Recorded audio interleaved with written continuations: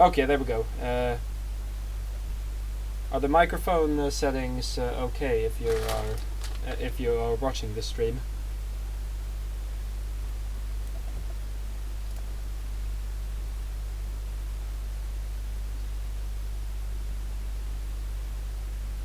Okay, I'm just gonna I'm gonna do a little self check. I'm gonna say something and then I'm just gonna load. Okay, I'm just gonna I'm gonna do it. Okay, seems to be good. Okay, so hello everyone, and who is watching, if you're watching, and welcome to the stream. This is going to be a video afterwards as well, and the goal of the video is pretty self-explanatory. It's simply I'm doing a countdown of my top 100 albums of all time, and now before I yes, it was a lie, Dr. Fez, but before I do this countdown, I just as you may know, I have done a video series on top 100 albums, but for some reasons that I mentioned earlier, I am discontinuing that series, and the first and major reason is because it has become so outdated because of me having listened to so many new albums, so that I basically made an entirely new list and decided to do a live stream instead, because then I can go through every single album without having to account for the list being updated or things like that. So that's the first reason, and the second reason is because it was just way too much effort, and this is much easier, to be honest. But what I'm going to do is the interesting thing is that none of the albums on this 100 list has been on the videos that I uploaded earlier, so it's gonna feel like a continuation. So all right. With that said, let's without further ado, let's get right into the list. So at number 100 we have Miles Davis, Bitches Brew. It's a true classic in the jazz genre. It's I think it's still one of the first jazz albums that I've listened to, and I just love the different textures on the album, and the tunes are very long, but they feel extremely coherent. They all go for half of their length, and then they restart and do the same thing again, basically, but with some variations. And my favorite tune on this album is Pharaoh's Dance, because it's really groovy. It contains some really iconic lines in the guitar, but especially in the trumpet and on the synthesizer. Jag kommer att spela Despacito 2 senare. I will play Despacito 2 later. Basically, it's just an all-around fantastic album. And the first time I listened to it was I think it was one time when I was on the bus, because that's when I usually listen to music. And I'm happy I did. It's a good album. That's I don't have a lot to say about it. I just think it's really amazing, and I would recommend it if you like jazz. So let's advance to number 99. And on number 99 we have Meshuga's Nothing. There are now significantly less Meshuga albums on this list compared to what it would be if it was the old list. Because it's mainly because I've listened to so many new amazing albums, and this one is the first on this list, and I just think it starts off with one of Meshuga's best tunes, which is Stenga. It has this really iconic riff with a rhythm of and it just builds on that, and I really I really enjoy the way this album starts. And the thing is that there are two versions of this album. There was one that was released in 2002, and this is the one that is released in 2006. And the reason why I picked this one is because the guitars are just so much fatter on this one, even though this doesn't have live albums, because these are made with a drum kit from hell, a drum what do you say, a drum machine, yeah. And the 2002 edition had Thomas Hake actually playing the drums on this album. But even if the drums aren't live, this album is just a beast. If you have ever listened to Meshuga, you will.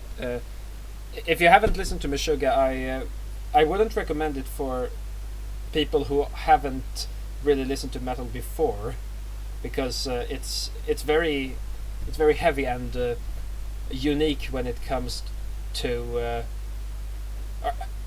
It's not that unique. It used to be unique, and then people copied it basically. It's just an amazing style, and this one contains songs in different tempos. It has some experimental tunes on it as well, like especially the last one. The last one is just plain weird, especially on this version. The last tune I think is called Obsidian, if I remember correctly, and it's actually different on this album than it was on the last album. And another tune that I have to mention, which is almost as good as Stenga, is Perpetual Black Second, which I have mentioned there as one of my favorite tunes as well.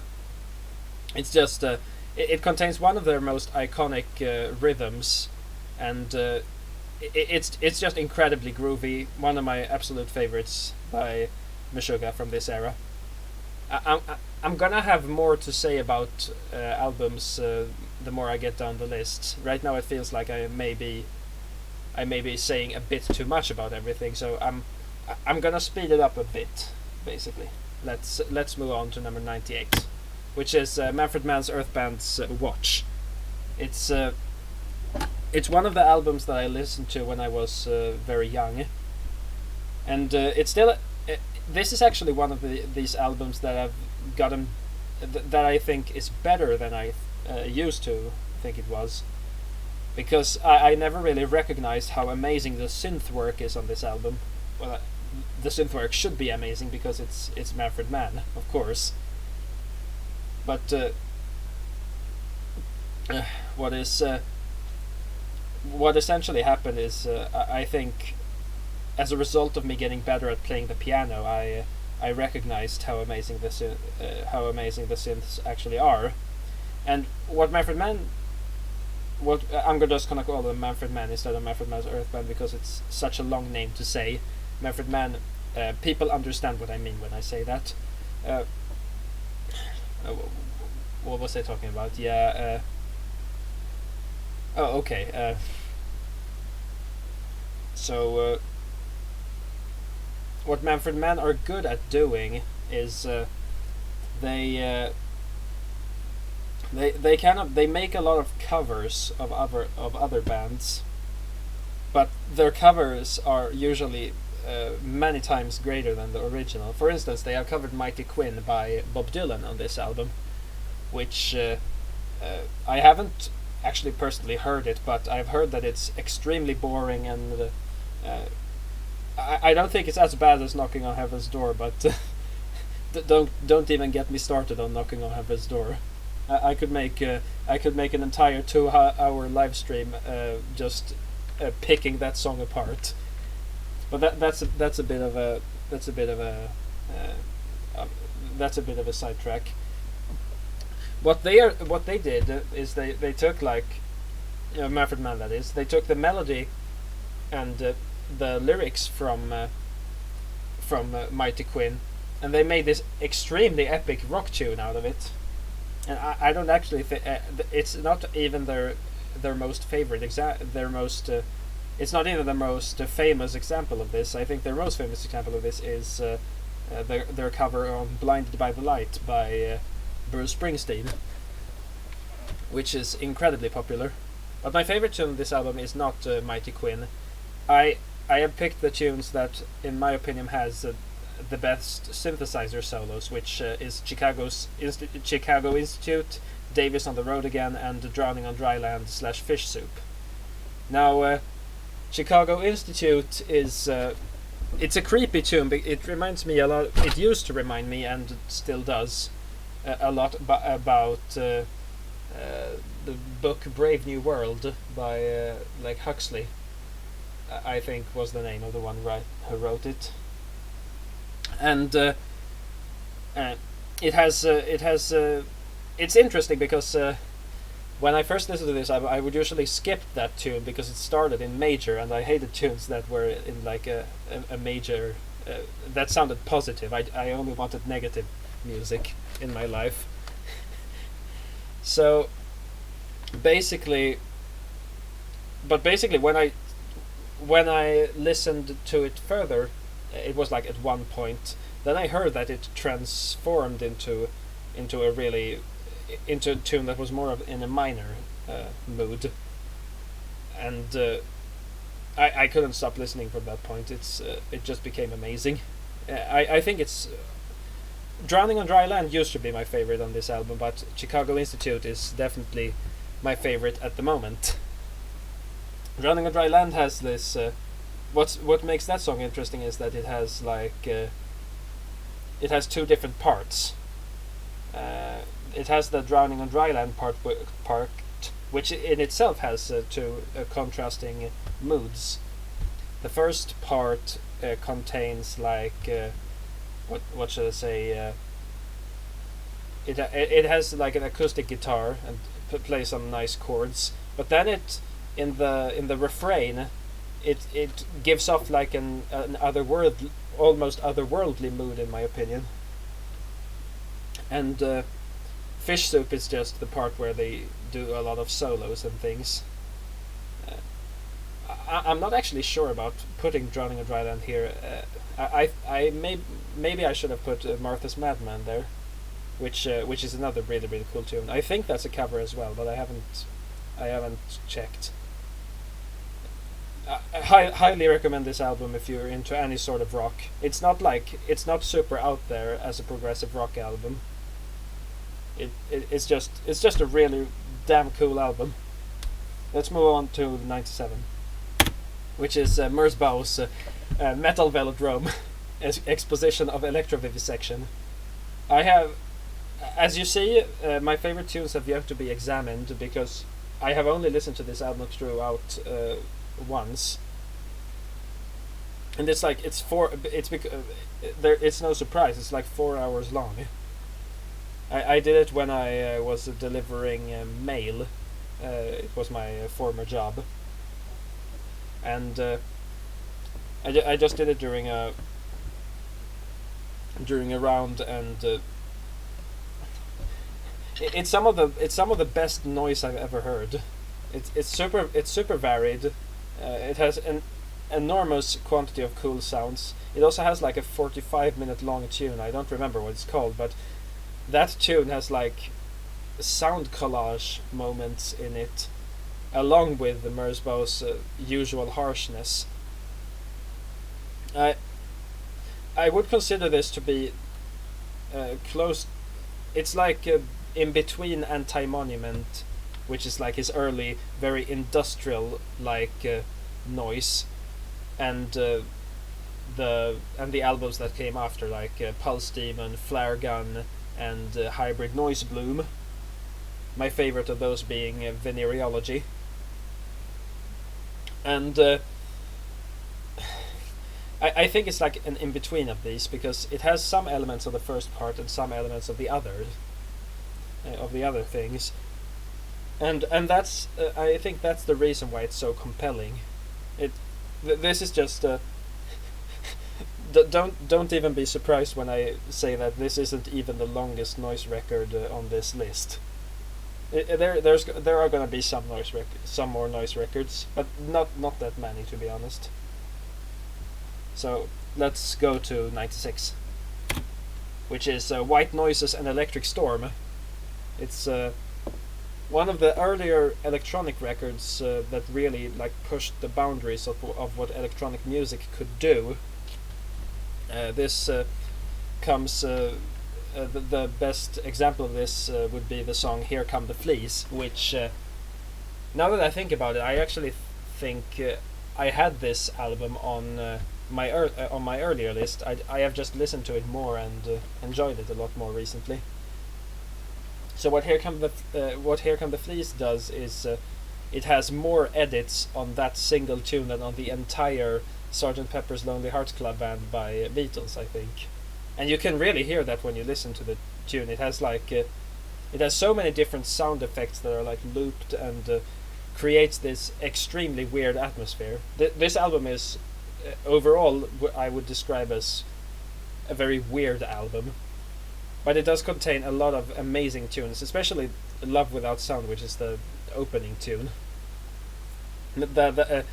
It just sounds like it sounds dreamy, but it also sounds like it could have been made in 2009. Actually, the first time I listened to it was when I did. I usually follow a website called Ishker's Guide to Electronic Music when I was first getting into different kinds of electronic music. Before that, I was just listening to drum and bass, basically. So I used that site to find a lot of more tunes in the electronic genre, and one of those was actually "Love Without Sound," which when I listened to it, I felt like okay, this is a really cool tune. I'm gonna add it to my playlist. And then when I checked the year, I was completely in a shock when I saw that this came out in 1969, or I think it was 1969, maybe 1968. It's just a really cool album. It's a bit non-safe for work, in some cases because it contains like moans and things which isn't for everyone. But I think it adds to the album's overall weird atmosphere. I have talked about this album earlier in an earlier video, so I'm not going to spend too much more time about it. But if you're into any kind of electronic music, you need to check this album out.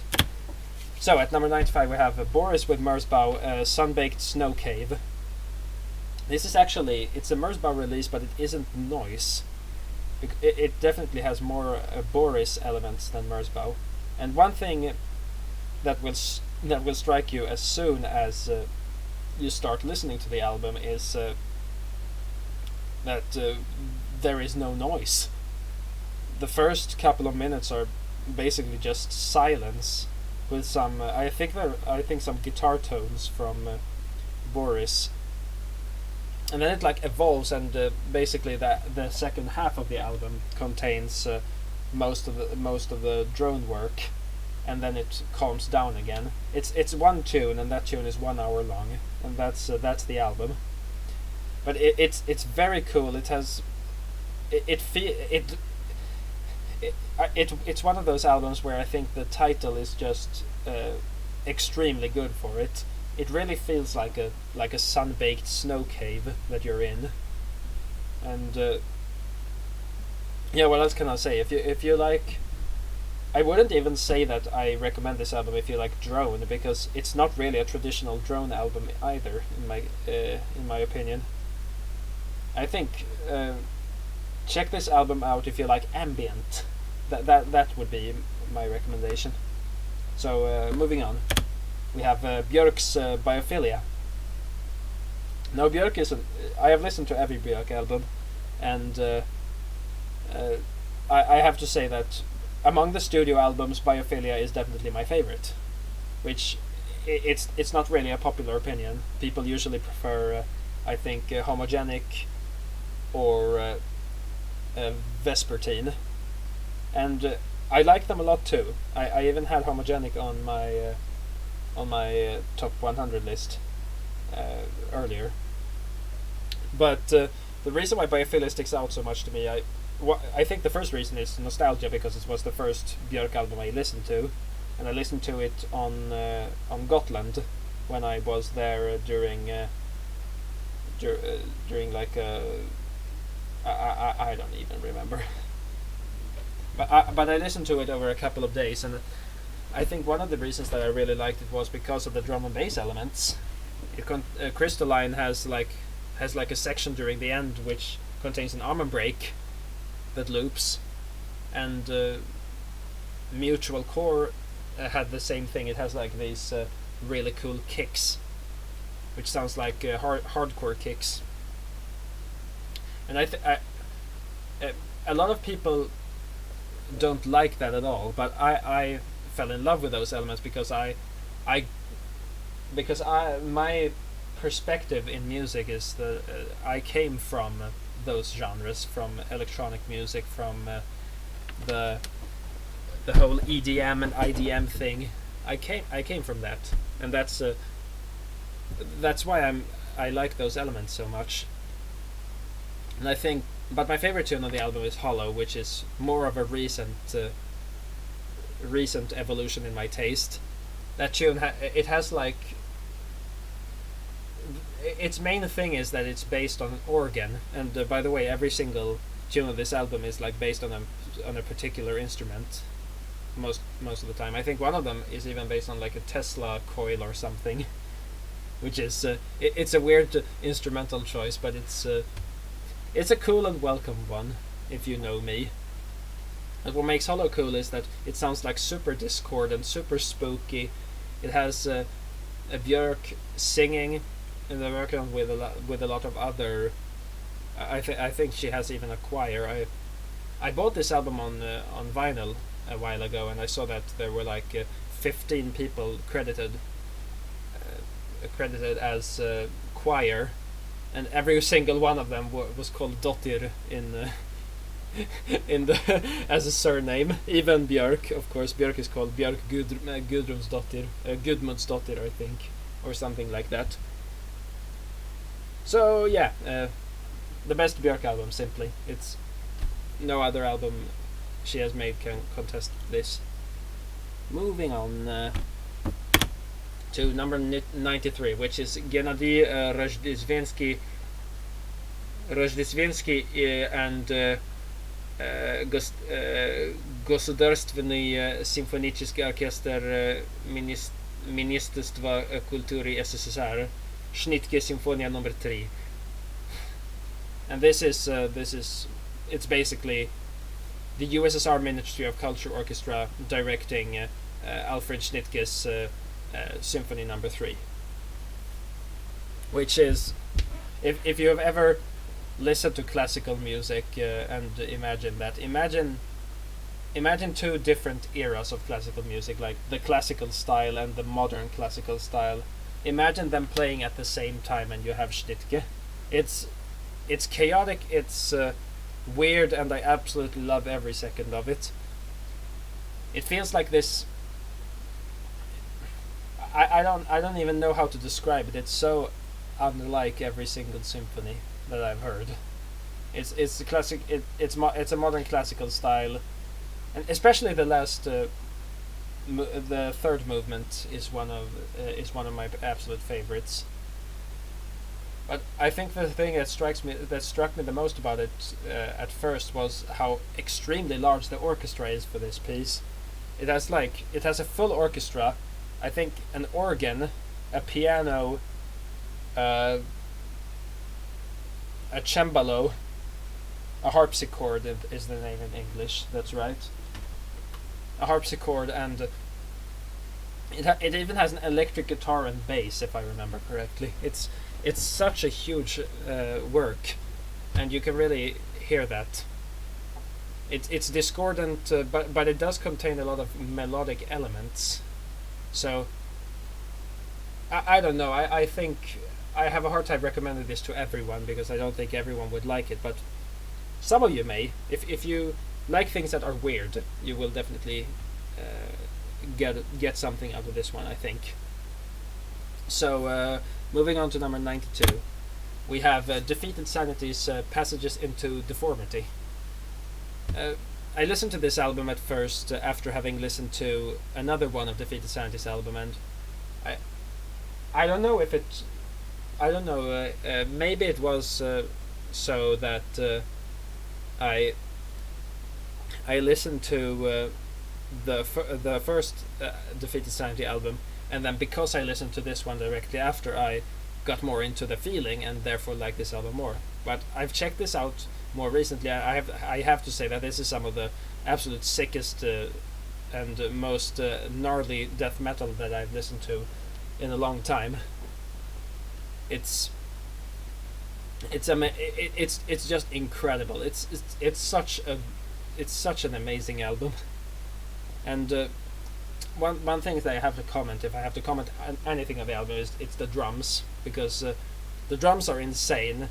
I especially like that whenever they slow down in the riffs, he plays on like a mini snare instead of the big snare, which makes those sound absolutely huge. It actually reminds me of drum and bass almost, because that's a well-known technique in drum and bass, that if you slow down your tempo, you can place a toned snare instead of your usual hard punchy snare, which is without tone. Because if you play tone snare in a high tempo, you will get bored of it eventually. But if you place it in a lower tempo, it will sound brutal. And this album is a must listen if you are interested in death metal at all. It contains some amazing riffs. I wouldn't say it's super unique, but it's such a well-crafted album in its genre. And that's all I have to say about that. Let's go on to number 91, which is Colin Stetson and Sarah Neufeld's Never Were the Way She Was. This I re-listened this album recently, preparing for this list, and it's absolutely amazing. It's like what can I say? The coolest thing about this album is something I realized very recently after looking at the listing and that is that every single instrument, every single sound of this album is just Sarah Neufeld and Colin Stetson.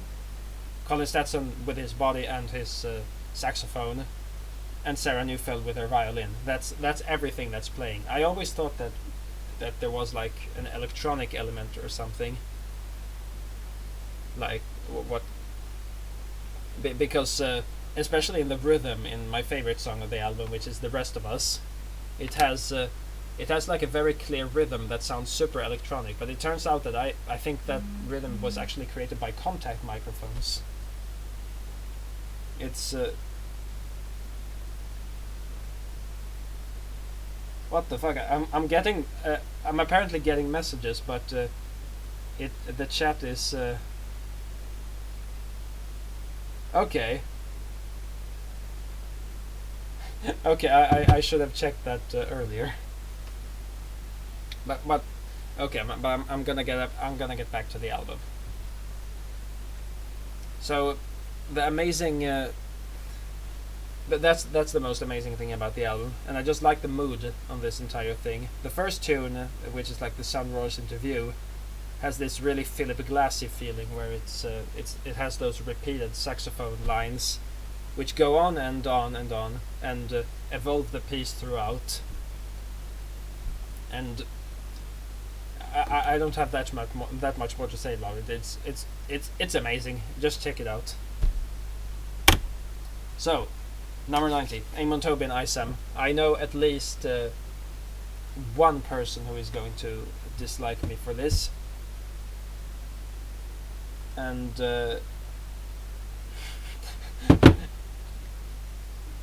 I don't know. I absolutely love this album, but I cannot justify putting it any higher on the list, because it's good, but it's not that good. It's one of the first albums I listened to in other electronic music except drum and bass. And the albums that got me into those were the other electronic genres were definitely. Amon Tobin was the biggest help. His albums ISAM, Out From Out Where, and Chaos Theory, and also Aphex Twin's Drugs. that album we're definitely going to be talking about later. But the coolest part about this album is first of all, the main thing about it is nature recordings, which might be obvious from the album picture. He has basically recorded a lot of different Foley sounds and created like his own. He has almost created his own environment out of it. It's like this album is like an environment in itself, and every time I listen to it, I get absolutely blown away by how amazing the sound design is, especially on tunes like Lost and Found, which has it has vocals that sound female, but they are actually made by, but they are actually sung by Eamon Tobin himself, and they have a snare which sounds like, I can almost describe it like an apple or a bug or something being crushed, and it's you have to listen to it to understand. And it has this like, it sounds like it sounds like like a low harp playing, but but he mentioned that he doesn't use any instruments at all on the album. It's just Foley manipulated into sounding like instruments. A lot of people criticize this album for being like for not having too much music on it, more focusing on the sounds. But I think the sounds are the main point of the album, and they appeal to me almost as much as the musical elements. There are some tunes on this that are basically only sound, like the second tune, which it has extremely cool sound and stuff, but it takes a very long time until it evolves to become like a proper song. And well, it's I don't think I need to say much more about it. It's a bloody masterpiece, this album, and it's definitely recommended to check out. So moving on, we have Turandot, my probably my favorite opera of all time, to be honest. It's an opera, like it's written over there, and it's a really good story. Puccini really uses all the elements well. What I like about this opera a lot is that it's very modern. It's not like for those who don't know, I'm not a big fan of people like Mozart and Beethoven. I like some of their works, but overall not my cup of tea. And the same goes for their operas, which unfortunately is what most people seem to associate with opera, is like Mozart or Beethoven. But when I think of opera, I think of Wagner, I think of Puccini, I think of Szymanowski even, I think of the modern operas. And this is one of the more modern operas that I really, really enjoy. It's just it has so many moments where you are just shaking from joy or sadness because of how good the melodies and the orchestra is, especially during Nessun Dorma, which is the first aria of the third act. It has like it's one of the most famous tenor arias ever, and there is a reason for that, because it's like a really triumphant melody, and it's just great. It's great. It's this entire opera. I actually watched it recently with Russian subtitles, and it's I think my favorite parts of the opera are I think the first act is my favorite overall, because it's the most consistent one. and it's so cool how the entire opera starts with this harmony.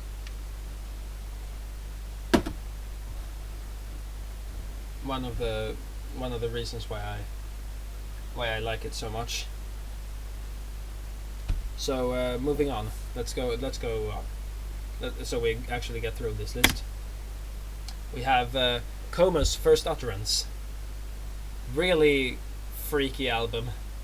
When I first listened to this, I listened to it on vinyl, and because I bought the vinyl after a recommendation from the store I went to, and from a couple of friends. Then I listened to the album, and it felt pretty. I really liked the vocal delivery, and it has like vocals that have these those things. Woo!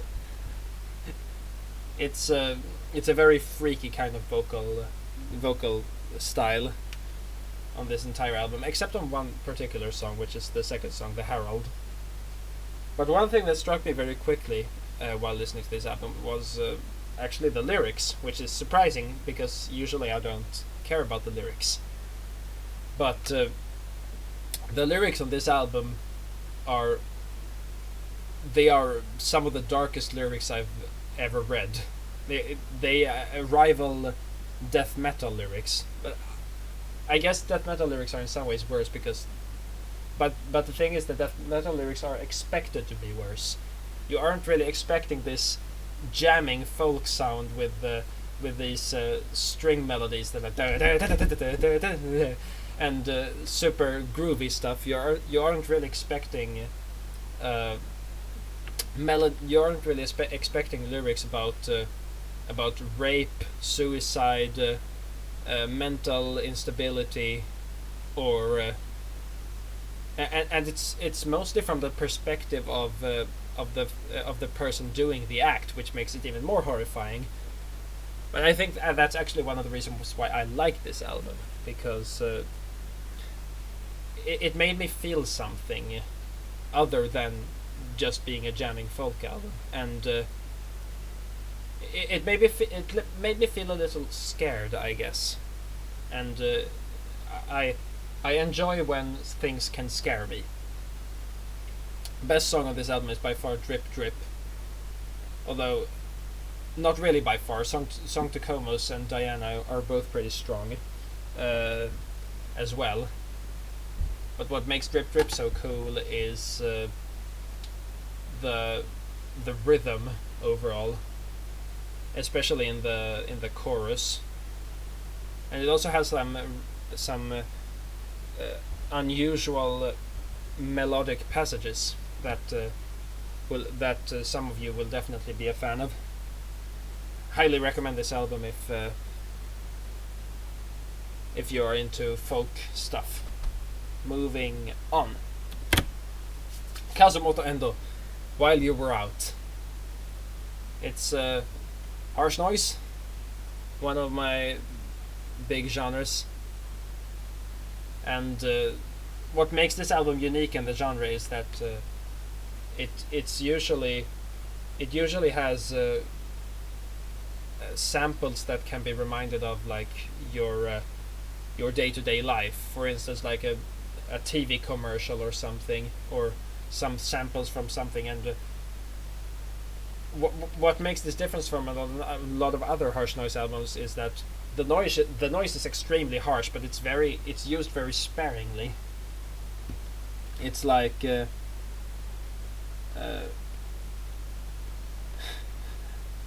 what can I say?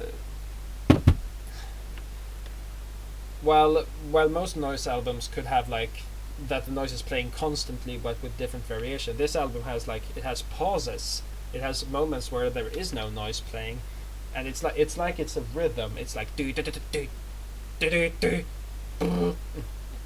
You understand what I mean? It's not constant, and I think that really adds to it because the sounds are extremely cool as well. It's like it's some of the coolest noise I've heard, and that's why it's so high on the list.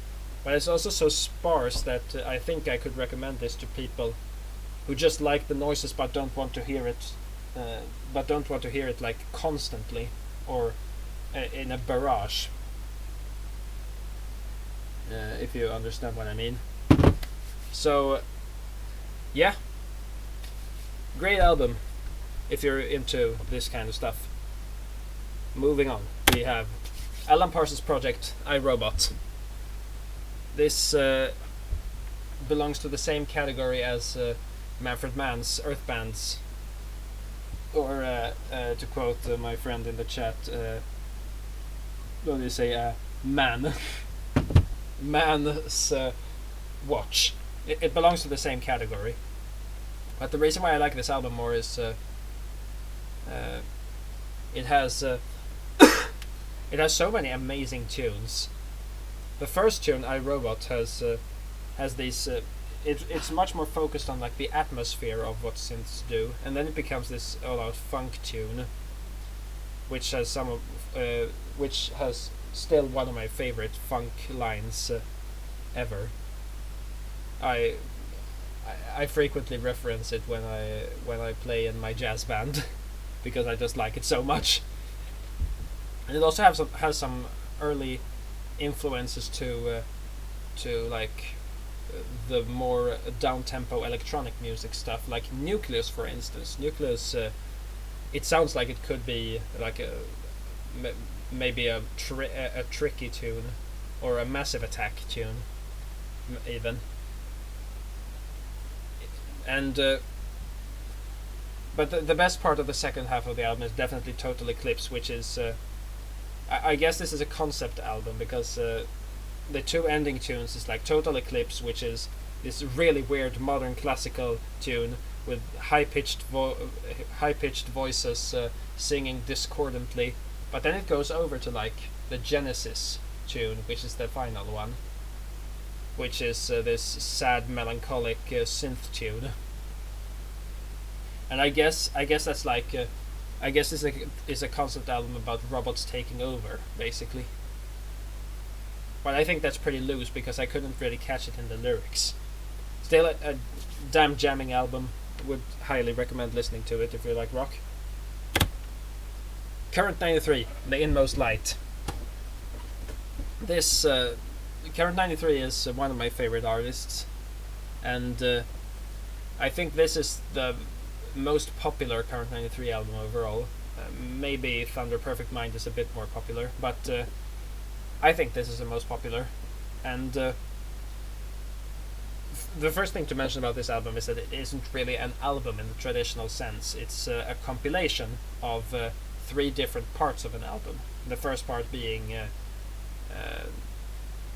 Where the Long Shadows Fall, which is a 22-minute long ambient piece, which unfortunately is significantly more significantly less interesting than the final ambient piece in the third part.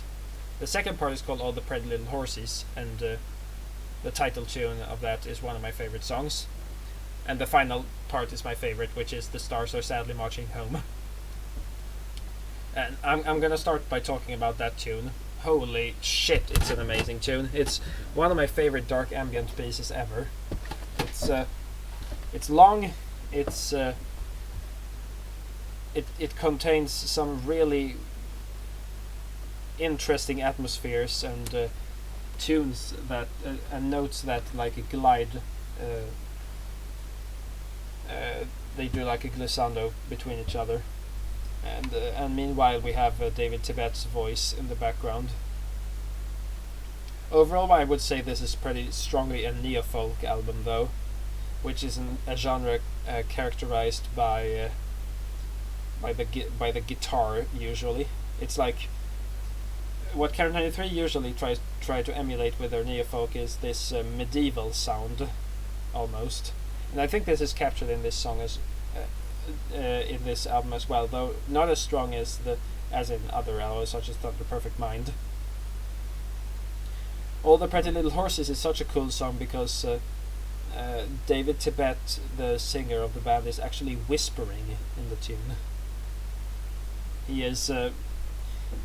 I had heard a version of it before, which had Nick Cave on the vocals instead on their compilation album called I don't remember what it was called, but it had Nick Cave on lyrics, on vocals,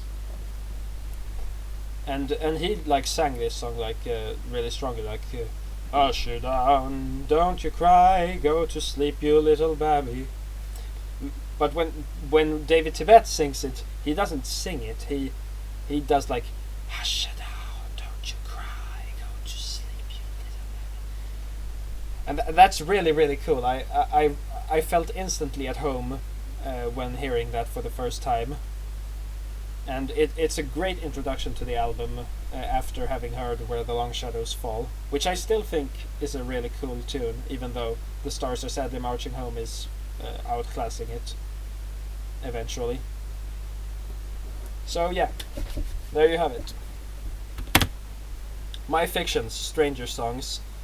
Oh my god. So this is the first Screamo album on my list,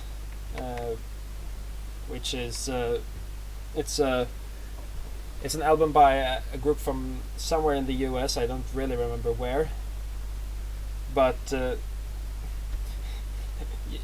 first thing you will note about the album is that it's 25 minutes long, which is interesting because by Screamo standards that is considered to be a long album, almost.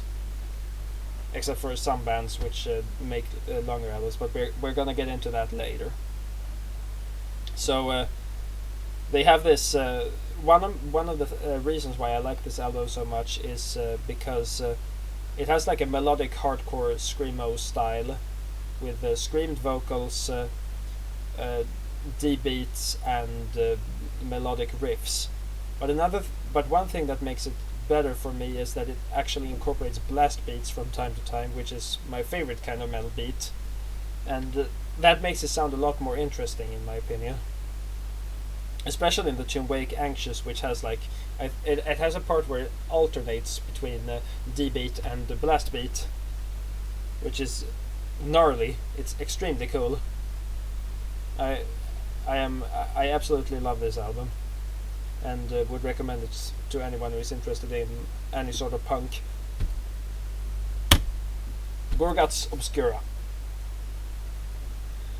Oh boy, this album has one of the most iconic openings of a metal album that I've heard. It's like it starts with these extremely dissonant guitars, which continue throughout the entire album. It's imagine if Igor Stravinsky did metal, and that would basically be Gorguts.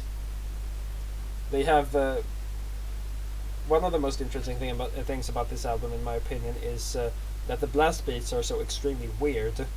They sound like they are not completely timed. You know, a usual blast beat usually sounds like now I didn't do it exactly correctly. It's like, but they are doing like this. It sounds like a little bit swingy. I don't know if I actually got it across through my experimental drumming, but it's like, but it isn't really that either. It just sounds like it's swingy, and that makes it sound really disjointed. Now, one thing that definitely grew on me with this album was the vocals, because there are two different styles of vocals on this album. The first one I absolutely love. It's the usual like gutturals with obscura, those things. But then there's another vocal style which takes a lot longer to get used to if you haven't heard it before, which is like he is like almost howling the words. They have like a lot of the growls have a lot of overtones, and usually I didn't like that at all. But as I got more used to it, I grew to like it as well. Today I think I like it even more than the other kinds of vocals. And the songs on this album are they are hard to distinguish on the first listens, but the Carnal State is definitely my favorite. It contains like these really cool palm muted riffs with blast beats in the background. It's a great recipe for a song. And there you have it. Check it out if you're interested in metal. here we go. This is my absolute favorite Björk album, Bastards. Now, part of this is because I am so into electronic music that I had to put a remix album as my favorite album by Björk. But part of it is because of all of these remixes are extremely cool, and this is unlike most other remix albums that I've ever heard. It starts off with Omar Suleiman's remix of Crystalline, which, if you've ever listened to Omar Suleiman, you know what kind of music that is. It's like extremely cool Syrian synth pop. Like, I think dubke is the correct term for the genre. But it has like her vocals on it as well, and it's like in a lower tempo, even though it has the usual beat for that genre, which is like the, you know, how do you say?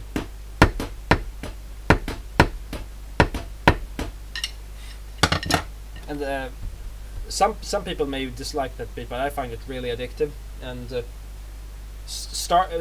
with this album starting with that, with a song as strong as that, it's a really good sign for me. But the main reason why this album is so high is because of Matthew Herbert's remix on Mutual Core, which completely blows the original out of the water. It's one of the best remixes I've heard. Period. It's just incredible. It's basically the original, but the organs are higher in this case, and it makes the whole thing sound angelic, and then he like builds it up, and when it drops, her voice like continues to loop in the background, and it's just incredible, and it has like the best sense of pacing in any remix ever, because it goes back after building up to a huge point, and goes back to these organs. The sound design work on this remix is just is really something to note. It's what a oh yes, you're still here, so you notice the dubke. I will definitely dubke on the haters. And what about Culprit's remixes? But thing is that Culprit didn't do any remixes for this album. But if you want to know about Culprit's remixes, yeah, his Walk in the Fire remix originally by Dirty Phonics is also one of the best remixes, but note that I say one of the best remixes, and not the best. So do take it with a grain of salt, I guess. But it's a great album. Omar Suleiman is a god. Matthew Herbert is a god, and Alva Noto's remodel of Dark Matter is really, really cool as well. It has these usual synth, these usual things that Alva Noto does, but it's grounded in some work that Björk did. So amazing stuff. Let's move on. So we have Pini di Roma and Fontane di Roma by Ottorino Respighi. Some Italian classical music. And if you've ever watched Fantasia by Disney, you will definitely recognize Pini di Roma, but only if you watch the 2000 version. You will not recognize if you only watch the 1940 version. If not, I would highly recommend watching the 2000 version, because I actually think it's way superior to the first one, contrary to popular belief. But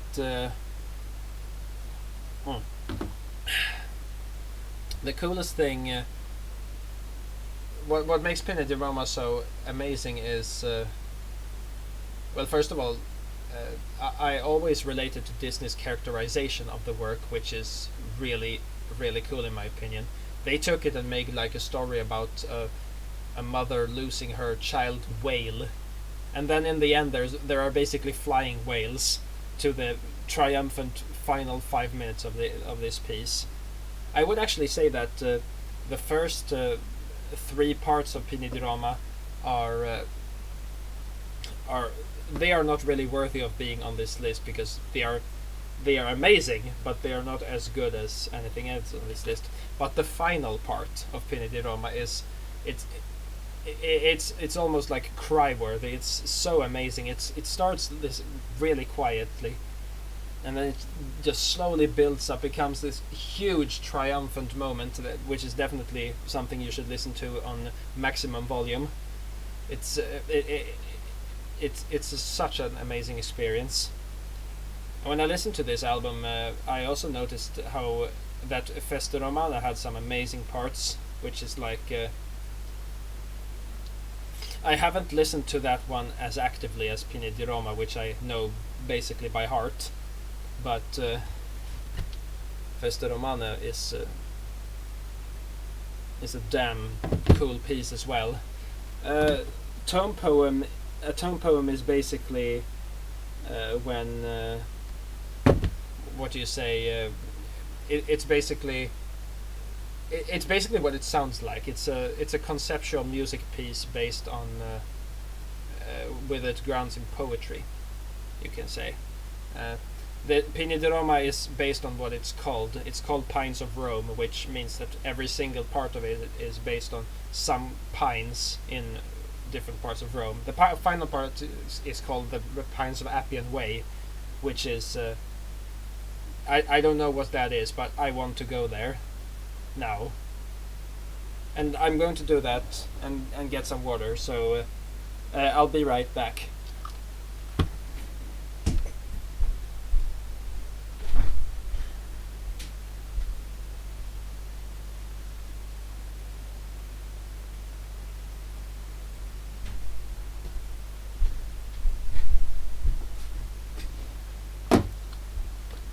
Oh god, I've only gotten through like 19 entries. I may have to make like do like a 2-part video instead, because this is taking way longer than I expected. Or I could just like speed the fuck up. So okay, let's do that. Let's move on. The Orb's Adventures Beyond the Ultra World. I would argue the definitive ambient house album. It's the first big album in the genre, and it's just such a classic. It's so good that after listening to it once, I had to listen to it again. Especially because of a huge, ever-growing, pulsating brain that rules from the center of the ultra world, which is that's a really really good tune, which I highly recommend listening to as an entry point to this album. It's based on these swirling synth lines, interconnected with very weird sample work. It's also very different from the rest of the album, which by the way also is really amazing. One of my favorite things about this album is actually that it's basically it's a concept album about leaving Earth and entering something called the Ultra World, and every part. It's a concept album without words for the first thing. Little Fluffy Clouds, which is the first tune on the album, has this really Earth-like feeling, especially in the sample work, which samples like this girl who is saying, well, the skies were like blue, and the skies always had little fluffy clouds, and that's like the basis for the entire tune. But after that we get the song called Earth, fittingly, which I imagine being when we are in the orbit. And then we get like, I think, Backside of the Moon after that, which sounds a bit more like the close neighborhood to Earth. And then Spanish Castles in Space, which is the final part of the first CD, which I imagine is like, it's a really really quiet tune with just some bass and some piano, some swirling piano in the background. For most of it, some guitars come in later as well, and some synthesizers. But it sounds like you're just like gently floating through space. And then the second side, then you're in the ultra world, so everything becomes super weird. You get this dub tune, and some other tunes which are more like in the ambient house style, I guess. I think it's very much intentional that the second side sounds a lot different than the first side, and it just makes me love this album even more. Great album. Just check it out. It also has a cool as hell background album pick. So, now we get to Neon Genesis Evangelion, Shiro Sagisu's soundtrack #1 for it. Now I actually have a CD for that right in front of me, and one thing you need to know about me is that Evangelion is basically my definition of God. It's like basically my favorite thing ever, and I wouldn't be the person I was right now if I would be a different person if it wasn't for Evangelion. I can literally argue that that show changed my life and my outlook on different things, and the soundtrack is no different. The soundtrack, Ray 1, which is my favorite tune from this, it has accompanied me through countless different exams or like studies, different homeworks, tests, and I think it's my second most listened tune ever on the Last FM. It makes you really uncomfortable. Yeah, but I think it's so cool because it sounds so eerie but also so extremely beautiful at the same time. It's just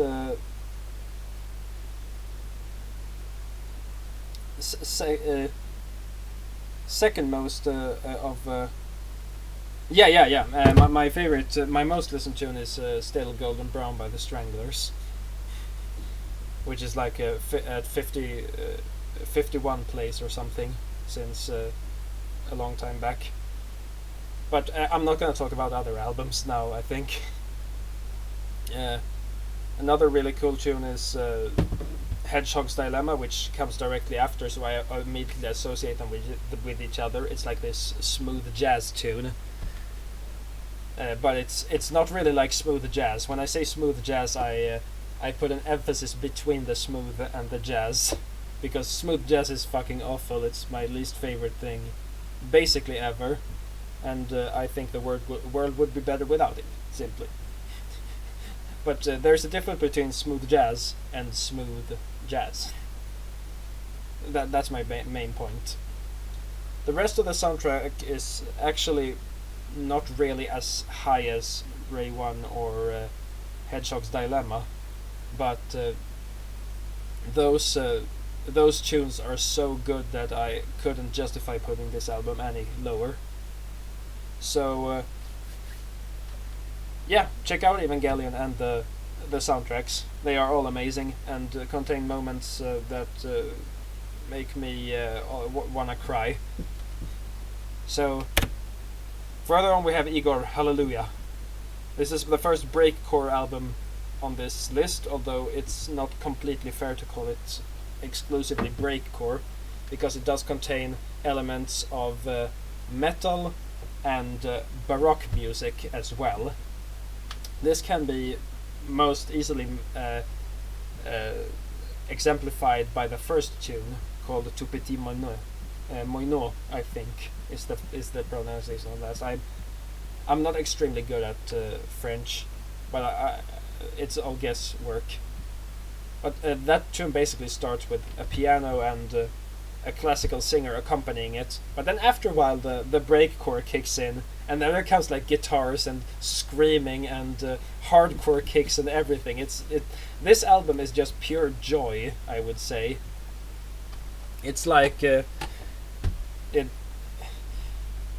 it reminds me a lot of Venetian Snares, because Venetian Snares also had a similar style in one of his albums. What's a baroque music? A baroque music are those things that baroque music is the music from the 1600s to 1700s, basically, made by people like Johann Sebastian Bach and Scarlatti, and people like Francis Corporan. That's basically it. But I have to say the best tune. This album does contain some standout tunes that I forgot to mention in my favorite tunes. For instance, Vegetable Soup, which the thing about Vegetable Soup, that song is it has extremely weird rhythms.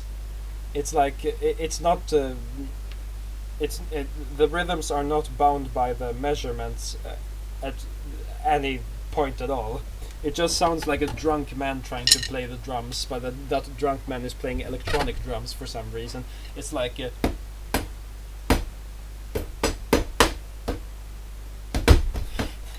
and it's just a joy to listen to, with the tempo like fluctuating every single second. But the best tune on the album is definitely Infinite Loop, and I think that can be exemplified by one simple statement, which is this.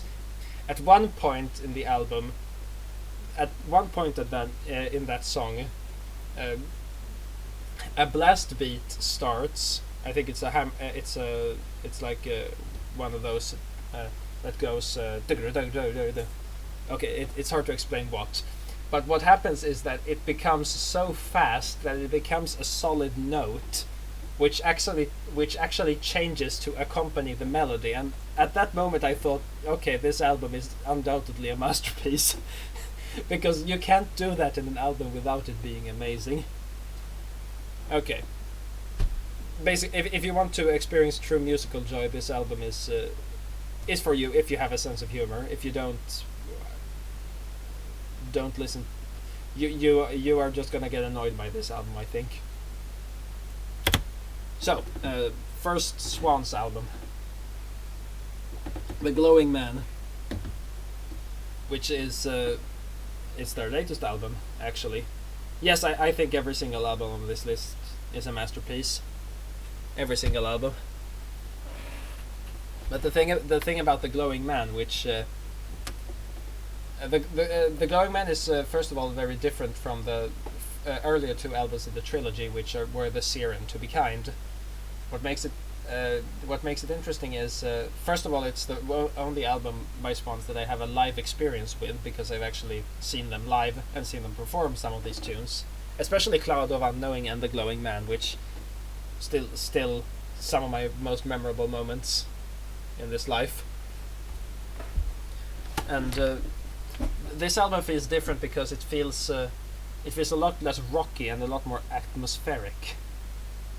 It's really, really cool album, and the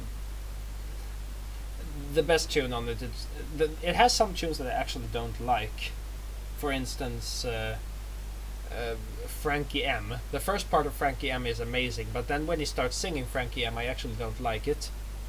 Thankfully, the rest of the album is just so amazing that it gets balanced up, and it doesn't only contain long post-rock tunes either. It has tunes like Cloud of Forgetting and Cloud of Unknowing, which are like 15 to 30 minutes long each. Same with The Glowing Man. But it also has some shorter tunes. For instance, When Will I Return, which is a tune depicting a moment where Michael Gira's wife was sexually assaulted, which it makes the song feel more real and more scary at the same time, especially since it's actually Jennifer Gira singing on the tune, Michael Gira's wife, that is. And that tune is only like 6 minutes long. Post rock is very overrated, I agree, but Swans are not overrated. Their style of post rock is just a lot better than any other style. Especially on The Glowing Man, that song. It has like a part where it plays these flams on the drums along with the cymbal for a very long time, like boom, boom, boom, boom, boom, boom, boom, boom, boom, for like 7 minutes or something. And it just builds on this all the time. It feels like Bring the Sun, not as good as Bring the Sun, but it's just incredible. This album is amazing. So, soundtrack to Pokemon Ruby and Pokemon Sapphire. I know I wrote Junichi Masuda, but it's not strictly Junichi Masuda. Some tunes are made by Hitomi Sato, and some tunes are made by Goichi Nose. This I have a lot of nostalgic connections to these tunes. I didn't really play Pokemon Ruby and Pokemon Sapphire that much when I was small, but my friends did a lot, and therefore some of the tunes are firmly stuck in my head. Yes, trumpets. That's the best part of this game.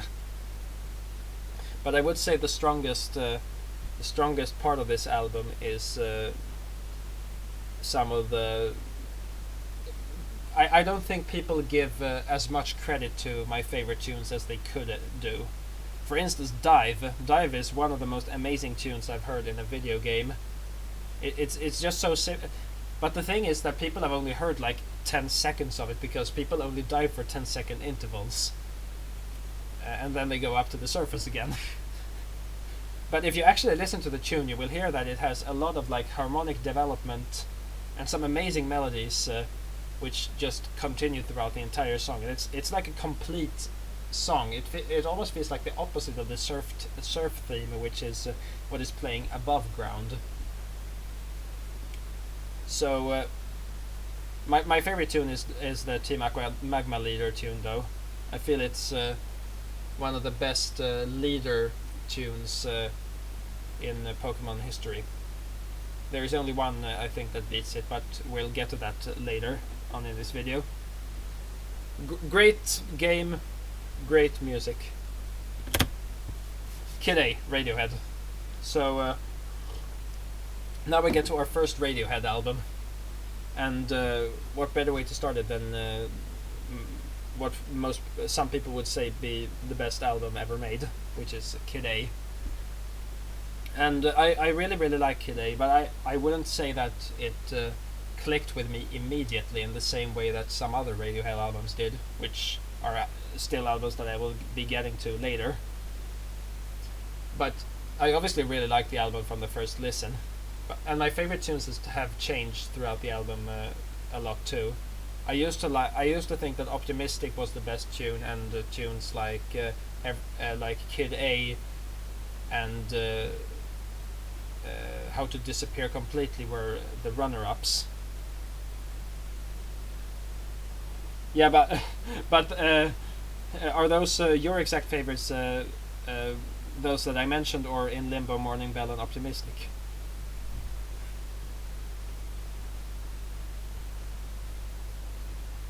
What would you?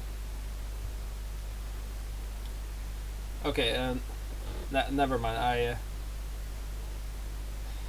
I would say that In Limbo is my favorite tune on the album at the moment, though, because I mean it's just yeah, the tracks I wrote. I mean it's just unbeatable in the way it uses harmony and rhythm. It feels flowing in a very strange way, and I would say that because I've listened so much more to this album, I have grown to love every single tune on it, except for Tree Fingers, I think, and the final tune, Motion Picture Soundtrack. Every other tune I absolutely love, and it's just a damn good album.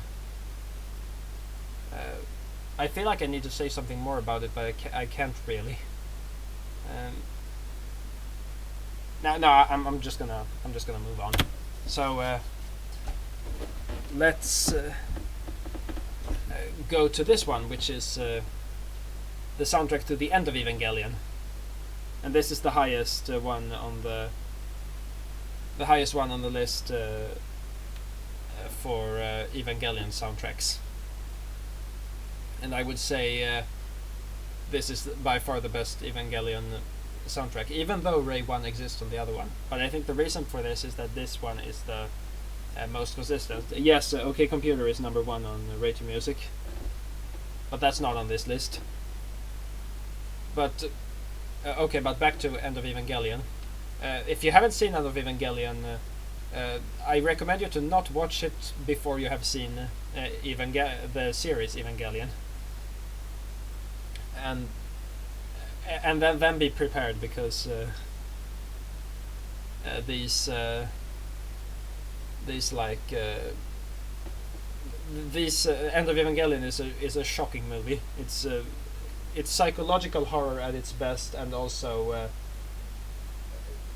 also like really out there, trippy, and things like that as well.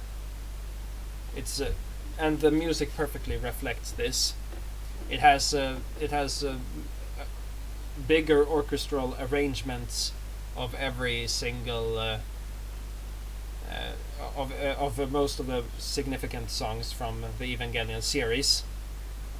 My favorite of which being the one that being the piano version of the Borderline Case, which was one of my favorite tunes from Evangelion.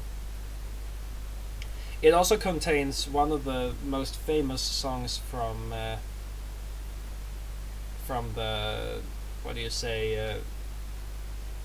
from anime in total, which is Kom Syser Tot. And it's just like I still think it's the perfect soundtrack for the end of the world. I absolutely love how the song is like this pop tune that just flips out and becomes strange, with these spiraling strings in the background in the end. But my favorite tune on this album is definitely The Flow of Emptiness, which is the tune that plays during the Asuka versus Eva series fight, the finale of it, after Bach's Air on the G-string, which as a tune definitely is ruined for me after having watched that movie. I can now only think of the feelings that I thought of when I first watched the movie. Same with The Flow of Emptiness. It's it has elements from Ray 1, which is one of the main reasons why I like it, and but it like expands on it and becomes a big tune with really its own identity that's it's not really found in any other parts of Evangelion. But yeah, it's you can definitely listen to it without having watched the movie, so do that. So now we come to Pharoah Sanders' Karma, which once again it's a jazz album, and it's I think this is the best use of saxophone that I've heard in an album in like ages. I mean, John Zorn is probably overall my favorite saxophone player just because of how amazingly he uses the saxophone, but I have never heard anyone making the saxophone sound as much as a person screaming as Pharoah Sanders. There are some moments where you just like open your eyes and wonder, is this for real? When this album is playing. And the best thing is that it's like a blend between the spiritual jazz moments and the avant-garde influences from the harsh saxophone playing and the discordant piano chords. The album actually only contains 2 tunes, of which one of them is a more legitimate tune, which is The Creator Has a Master Plan, because that tune is like, it's 32 minutes long, and the second tune is 4 minutes long. So, of course, I didn't really like the second tune, but The Creator Has a Master Plan was good enough to put the album on this spot on the list. Liturgy, Aesthetica. This is definitely a oh my god, what the fuck album. And I could feel it from the start. At first, I wasn't really sure what I liked or what the album was going to be, because the opening starts with just these sounds for like a minute, and then High Gold kicks in, and it has some of the best drumming that I've heard in ages. and that can, because it has like blast beats, but it has also this really cool alternating pattern between triplet notes on the snare and the hi-hat, which goes like and it sounds like some parts sound like they are playing that they are bad at playing, like they are playing badly, but if you actually listen to it, they actually repeat those parts, so it's not really that they're playing badly, it's just that they're playing in a way that you aren't really expecting them to play. I think this is actually a typo. High Gold is not really my favorite on this album, it's True Will, because True Will has one of the coolest riffs I've heard in a long time in metal history. And that brings me to another point about this album, which something that I absolutely love about it, which is what makes it different from other metal albums. And I think the main thing that makes it different is the fact that they are mainly using very high-pitched tremolos as riffing. Most people usually play like really low riffs or things like that, but this album only has high-pitched notes as the different riffs, and this is definitely the best in True Will, which has, check out this song. I will actually be putting a Spotify playlist in the description with all the with like the highlights from the songs that are actually from the albums that are actually on Spotify. Top 40 movies will happen at some point. That I guess that will take a lot. That will be a lot quicker than this one. This one has already been a lot longer than I was expecting. But let's move on from this one. This masterpiece of an album. So here we have Venetian Snares, Rosillag Alat Sylletet. I don't think I pronounced that correctly, but this is my favorite breakcore album, I think. And it's Venetian Snares. It's in Venetian Snares weeb phase, but the weebness is not for Japan, but it's instead for Hungary. And I think this was the first breakcore album I listened to, and it really starts off cool because I wasn't sure that I was gonna like it at first, because it was just like piano when I was expecting armor breaks. And then the second tune started, and I was sold in like 2 seconds when the armor break hit. But my favorite song for a very long time was Heinal, because it has like a couple of different parts. First of all, Hungariabo, exactly. The first part of Heinal is it's completely sampled from one of Bartok's string quartets, which is very fitting because Bartok was also from Hungary.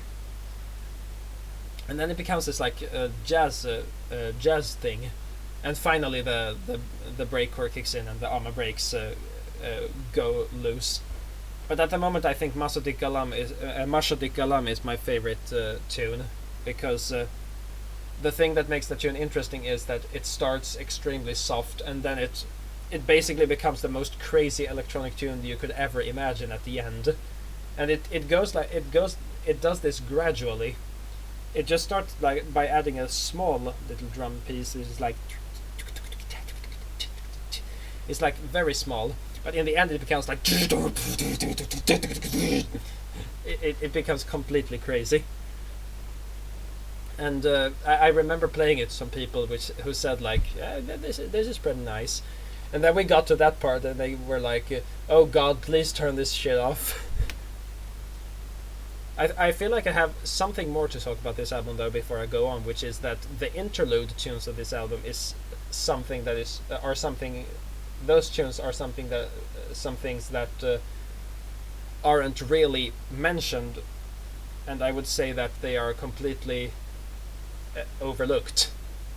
For instance, my third favorite on this album, which is Felbom Laszlo Mentekoci, and this is like it's a really somber tune. I think the title Felbom Laszlo Mentekoci is a Hungarian for disintegrated ambulance, if I remember correctly, and it really sounds like that. It has like strings which play on the high notes, and they sound like a sort of a siren almost.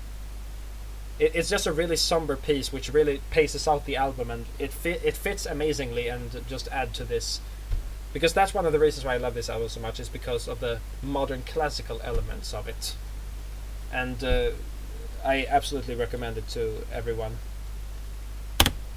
So, it seems I was actually lying when I said that my favorite opera was Turandot. My favorite opera is Król Roger by Szymanowski, which is it's originally, if I remember correctly, it was actually a Ukrainian composer, but he's usually associated with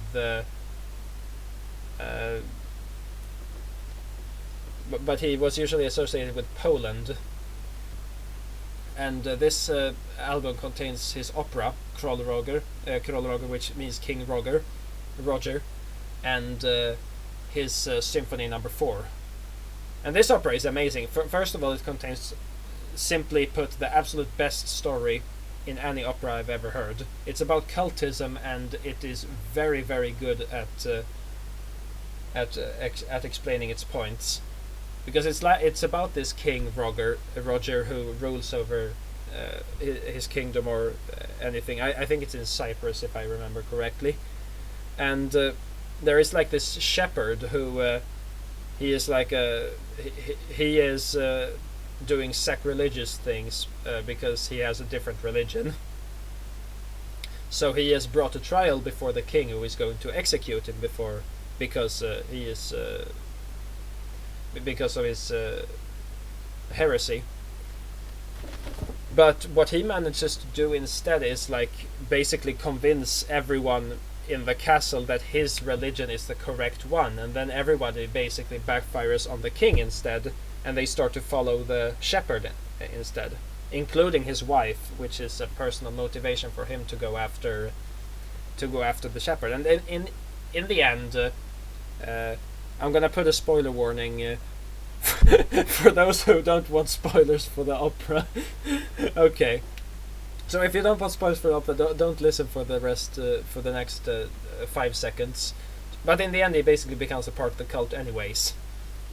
And so Taboo is I don't remember. No, it's not on this list, unfortunately. But what makes this amazing is that it has some. This opera is the single opera that convinced me that every single opera ever should have a choir in it. Because the choir is so well used in this opera that it's just sick. I love the way they use the choir, and more people should do it, to be honest. And that's all I have to say about that. Symphony No. 4 actually has a piano in it, which is really cool, and it's a cool symphony. Genesis Foxtrot. One of my favorite progressive rock albums, and definitely Genesis' best album in my opinion. This one would have been on the last list as well. It starts off amazingly with Watcher of the Skies, which is has like a really cool build-up, translating into the rest of the song. But I think the main reason why people love this album, and also the main reason why I love this album, is because of Supper's Ready, which is it's a 23-minute long tune, which contains a lot of different parts, including what I think is the best organ solo in any prog tune I've ever heard. But this is just a damn solid album. I used to think it was a 8 out of 10 because I thought the songs except Supper's Ready were so unmemorable. But then I managed to find out that this was actually only because I hadn't really listened to the album a lot. Now I can recognize every song clearly, and I think that they are all extremely good as well, and complement Supper's Ready amazingly. Moving on, we have the first album from Swedish post-rock / screamo / atmospheric sludge band Suffocate for Fuck's Sake, which some people are very annoyed at them for spelling for being named Suffocate for Fuck's Sake and not Suffocate for Fuck's Sake. But I think it's just a way for them to differentiate themselves from that expression. So this is a concept. It's not really a concept album because they don't really do traditional concept albums. What they do instead is they make albums based on like radio reports or stories from documentaries and things like that. So, for instance, they have I have it on vinyl actually. It's a golden vinyl and it's really worth. I was just answering a chat question. But the thing about it is, for instance, their self-titled EP has a story about a person who can't walk because or who can't sit because his back is broken. So he has to like either lie down or he has to lie down all the time. And that fits the theme perfectly. So they put like all these things playing during the songs. And one thing to note is that since they are from Sweden, the documentaries they are sampling are actually Swedish. So if you're not from Sweden, you're actually not going to understand them, which may make you like the album a bit less. But I don't think so with this album, because this album has such amazing music on it. And this is they have one of the things I like about them the most is that their riffage is very, very good. They usually have very good chord progressions combined with like it's like I said, their style was a mixture of post-rock screamo and atmospheric sludge. And what I mean by that is that it has the post-rock feel because it's like it's disjointed. It has moments of like field recordings, moments of somber guitar, which is also something that screamo uses a lot. But they have screamed vocals, and they have the parts where they where they play the guitar are usually based on like really heavy sludgy stuff with it's like really slow for being screamo. But anything can be called an EP. Otaker has an EP called Choristis Quadrange.ep, which is like, it's longer than the album that it's based on. It's like 2 hours long, basically. So anything can be called an EP. It's all based on what the band calls it. Answering a chat question yet again. But yeah, basically, it makes their sound really heavy, but it also has screamed vocals and these other parts that balance it out. I would recommend this album and a lot if you're interested in getting into screamo or listening to it. So, Portal. This is probably my favorite metal band ever, and this is my first album from them on this list. It's not gonna be the last, but it's a damn cool album. It's their first album, their debut album, Sepia. Yeah, hell yeah. And the thing about Portal is that their style of metal is I almost don't want to say this because it's so like it's so it's such a meme comment, but they are like the Dark Souls of metal, because their sound is extremely gnarly and dark, and it sounds like horror music basically, but in metal style. Their guitars, where guitars usually are used to create like clear melodies or like palm muted chord sessions, these guitars add to the horrific nature of the album. They just sound like noise basically in the background, with blast beats playing at full speed as well. And it's just incredible. It's every single song brings something new. I wouldn't say that it brings something new to the table, but it adds to this atmosphere, which is what Portal are known for, and what they thrive from. The reason why I can't really talk about the tunes, because one of the reasons why this is lower on the album is that I haven't really listened to it as actively as I have to the two other albums that I'm going to be discussing lower down the list. So let's move on so that we get there eventually. Here we have Container's Bjovburger, which is it's an experimental hip hop album from Russia, and it was one of the first. It was the first hip hop album that I listened to from Russia, and one of the first things that struck me was that I loved all the beats, because the beats are extremely weird. They are like catchy in a way, but they are based on very weird stuff, and it feels like the entire thing is basically just random scribbles, and that's it's extremely cool. My favorite song is it's hard to decide my favorite song, because I like all the songs on this album so much, but I think Achemta Domalon, which is the one I mentioned there, is definitely up there. It has like and if not that one, the one after that, called Shtomista Boy Natvarili, I think, but I'm not really sure about that. And Ziga Oyand, obviously Blovburger, the title tune, is also one of my favorites.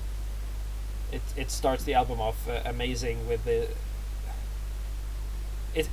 I guess one very weird thing about this album is that I can't really understand what they're saying, because I'm not really fluent in Russian, and they use very strange vocabulary, and that's one of their things, I think. I've heard from people from Russia that they are very seen as very strange, basically like a Russian equivalent of Death Grips. Yeah, the one with the trumpets, I think it's called Chorny Granatovi or something, which means like a black grenade apples, or pomegranate. And yeah, I don't really have that much to talk about. It's a rare album, but it's a damn cool album.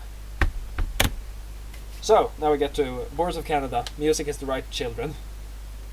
It's an IDM album, one of the first, definitely one of the standout IDM albums in my opinion, and really one of the first albums. Well, get good then, boy. But and it's really one of the first albums that that I fell in love with after discovering more electronic music than just drum and bass. And the first tune after Wildlife Analysis, called An Eagle in Your Mind, is definitely the thing that made me like this album the most in the beginning, because it's you can't dislike that tune. It's such a cool way to start the album. It sounds like super eerie, super it has these extremely fantastic synths, and that's, I think, the most interesting thing about this album in the start, is that it has like extremely. It's very emotional for an electronic album, if you understand what I mean, especially for its time. It was made in 1998, and I don't really think people usually associated electronic music with emotions. It sounds like hot chocolate to you. Yeah, basically I would agree, but I would say that it has some moments that are less like hot chocolate. I guess. I think this album reminds me a lot of like nature, and Eagle in Your Mind sounds like a forest in the night, I think, or like an ocean. it's a this album will appeal to a lot of people. I think if you like the emotional stuff, you will definitely like this album because it has them. If you like the cool beats, you will like it too. Teleplastic Workshop is a great example of this, which is actually one of my favorites from the album as well. And also, if you like the psychedelic stuff, like songs like Roivgiv and or Roivgiv or whatever what it was called, and Aquarius are extremely trippy, and will definitely be liked by people who like trippy stuff. Great album. I own it on vinyl and everything. Check it out. So now we get to Egg. It's Egg. What can you say? The Polite Force. This is when I first started my band with my friends. This is one of the first albums I was introduced to by my friend. And I one of the reasons why I got interested in it is because of the name, because it's from a group called Egg, and I just thought that was amazing as a concept. So I got recommended a visit to Newport Hospital, which is my favorite tune from this album, and it's a really cool prog tune. And one thing that's amazing about this album, which you can keep in mind when listening to it in the future, if you do, is that there is not a single electronic guitar on this album, which surprised the hell out of me, because there was one point where there was like a distorted organ that sounded a lot like a guitar, but it wasn't. So there is one tune on this album that people will usually dislike a lot, which is called Boilk, but I really like it because it's a sound collage tune from 1971. And that takes guts, and that takes guts to do. Not that Egg were a particularly commercial group by any means, but it's still cool how they actually did it, if you understand what I mean. It has like it's very strange. But I think it segues perfectly from Contra Song, the second song on the album, into Long Piece number 3, which is the centerpiece of the album. It has 4 different parts, it's 20 minutes long in total, and every part is based on a different thing, or they are based on different things in total. The first and the last part of the song are based on the rhythm, while the middle parts are based on melody. Now I wouldn't completely agree with that, because I think the third part of it is also based on rhythm, sort of. But Long Piece number 3 is definitely where you can find some of the most interesting melodies on the album. Highly recommend to check this out, and let's go up. Okay, this is a really good one. So this is Maurice Ravel's a piano concerto in G major, and Gaspard de la Nuit and Sonatine, played by my favorite piano player Marta Argerich. And yeah, let's talk about Gaspard de la Nuit last. The clavier concert is definitely my least favorite part of this album.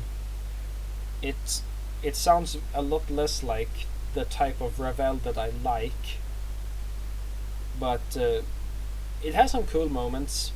I think the second part of it is complete garbage, but the third and first are pretty interesting. Then we come to Sonatine, it sounds a lot more like your traditional Ravel. I think it was written in 1905, which was before Gaspard de la Nuit, which was written in 1908. And Sonatine is it's quiet, it's mystical. It has these amazing watery chords that Maurice Ravel always use, that gives his pieces like a reminiscence. Yeah, it goes, Sonatine. Ew. Oh yes. But the thing, that's one of the main things about it.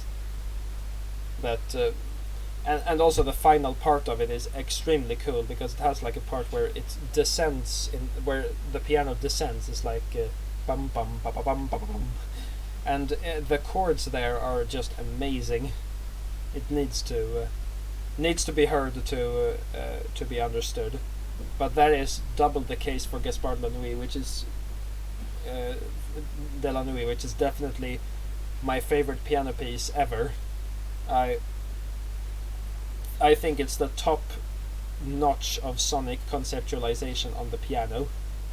It's I still feel speechless when I listen to it, because it has the first movement called Ondine sounds 100% like water to me, and it is definitely 100% helped by how extremely well Martha Argerich plays it. And it contains very difficult piano techniques and passages, but it feels like everything is used to forward this thing. And this would actually fall under the banner of tone poem as well, because these are actually pieces based on poems. Ondine is based on a poem which is about the Ondine, who is like this queen from underwater, who wants a man on land to go down and marry her in her castle, which if he does he will drown. And he rejects her because he doesn't want to drown, and then she gets sad. And every single part of that is reflected in the music. Oh god, I just made the story sound a lot less interesting than it actually is. Sandcastle time. But it continues with Le Gibet, which is a very somber, quiet piece, which finally goes into Scarbo, which Ravel himself explains as like it's like a caricature of a fantasy piece, and you can really hear that. It's beautifully dramatic in the beginning, but then it just goes back and becomes playful again. Gaspard La Nuit is definitely one of my favorite pieces of music ever made, and I have to thank this album for it, because this is my favorite version of it, and that's why it's on this list. Moving on, we have Noisia's Outer Edges. We get to the first drum and bass album on this list, because like I mentioned, I used to like drum and bass a lot, and I obviously still do, because it's a great genre. And this album has definitely grown on me a lot. When I first listened to it, I basically only liked Collider a lot, and Anomaly, and some of the other tunes, but there were a lot of tunes that I didn't really fall for. But upon repeated listens, I was just blown away by how amazing the production was, and I realized how some of the tunes that I had dismissed earlier were better than I thought. Initially it was an 8 out of 10, now it's a 9 out of 10, definitely. But Collider is the biggest reason for this, because that tune, if you haven't heard it, pause the video, not the stream, you can continue watching the stream, but pause the video and listen to it now. It's one of the coolest electronic tunes I've ever listened to. Definitely my favorite tune from 2016. And yeah, it just blows the speaker. It's such a cool exercise in sound design, melody design, and also has one of the best bass lines I know. Anomaly is another one of those really cool tunes, which was completely nuts when I saw them live. It started off the entire set, and the mosh pit started immediately after that tune.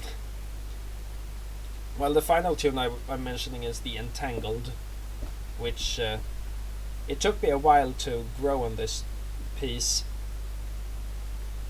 but now I love it, because it and one of the main reasons for this is that in the middle of it has like this section with glitched chords, which it always makes me smile. It's so beautiful, and definitely one of my favorites from this is definitely one of the best albums in drum and bass.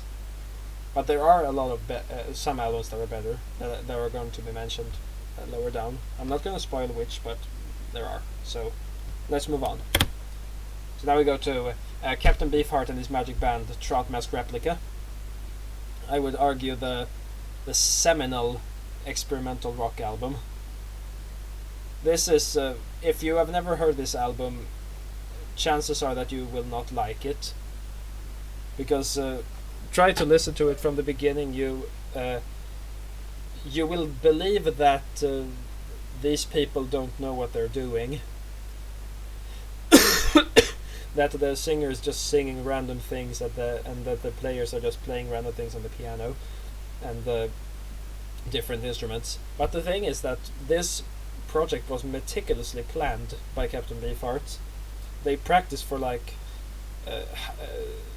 hours on end every single day, and Captain Beefheart himself, or Don Van Vliet, Don Van as he was actually called, he apparently was very, very tough against them, the other band members. But I think my favorite thing about this album is actually the least musical thing about it, which is Captain Beefheart himself. Because what the frontman is doing is that he has no idea how to play music or anything. He got all the ideas from listening to like avant-garde jazz and other people. But when he plays the saxophone, I think he plays a soprano saxophone in this album usually. When he plays that, he plays really, really well. Even if he doesn't know how to play, what came out as a result is extremely good, especially in a tune like Her Pie Bake 1, which has one of my favorite saxophone solo parts in rock music.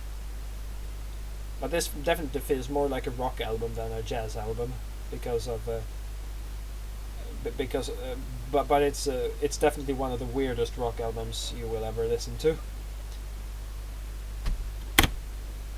So here we go to the last Egg album, which is The Civil Surface.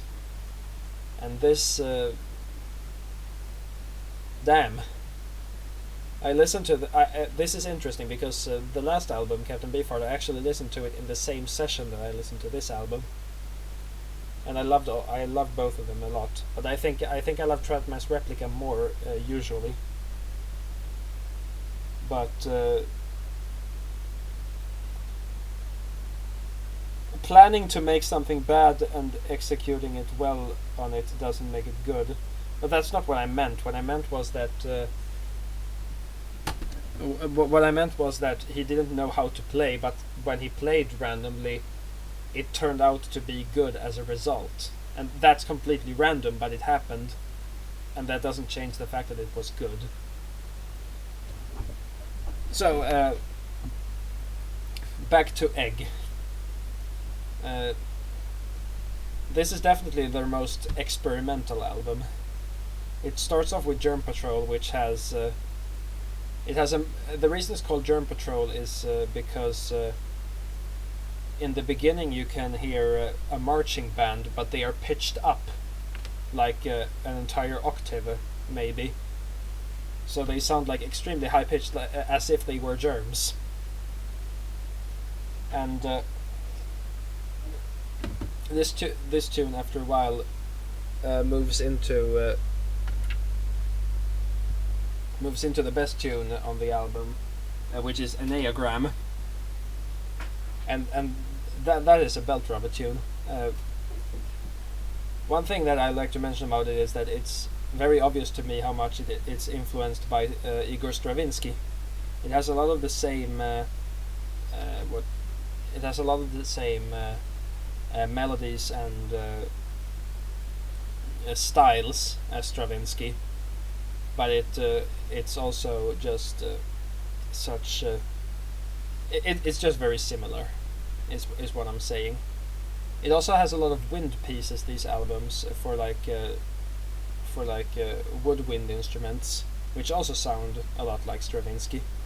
They sound actually a lot more like Stravinsky than Enneagram does.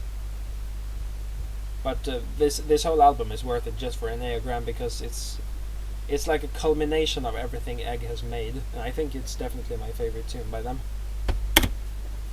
Okay, here we go. Nurse with Wound, Homotopy to Marie. This is definitely an album that I've liked a lot more since I watched Nurse with Wound live, just because my opinion of Nurse with Wound has grown. This is probably the only sound collage album you will find on this list. And the first thing I'd like to mention about this album is that if you do not like scary music at all, you should not listen to this album. I'm sorry. I told my little sister after a while that I told my little sister a while ago that you shouldn't listen to this album. She didn't listen to what I said and listened to it, and as a result she is now traumatized by it. Don't let that happen to your kids. Stay out of drugs, go to school, eat your vegetables, kids. Don't listen to this album if you're scared. But if you aren't scared by an album, I would recommend this, because this is probably the closest thing to a surreal horror movie that music can make, that music can be. And I would compare this to a David Lynch movie, basically. Yeah. Listen to the album and you may understand. But